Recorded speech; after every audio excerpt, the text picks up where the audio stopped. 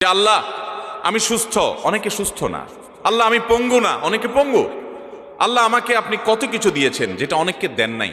আমার চোখ দুটো ভালো, আমার অনেক নেয়ামত আমি আপনার ভোগ করছি। আল্লাহ আমি আপনার নেয়ামতের শুকরিয়া আদায় করছি, স্বীকৃতি দিচ্ছি, কৃতজ্ঞতা আদায় করছি।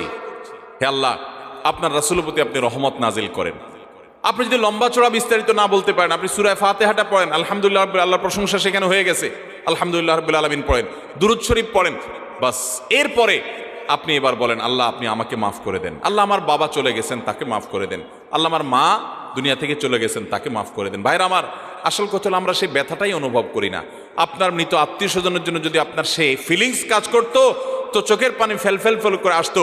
আপনি যদি আল্লাহর কাছে কোনো কিছু মায়ের পেঁচ দিয়া অর্থাৎ সুন্দর করে সাজায়া গোছায়া বলতে নাও পারেন, আপনি নিশ্চিত থাকেন শুধু চোখের পানিটা যদি আপনি ফেলেন, চোখের পানিও আসে না, শুধু কান্নার ভান করে আপনি যদি আল্লাহর দিকে হাত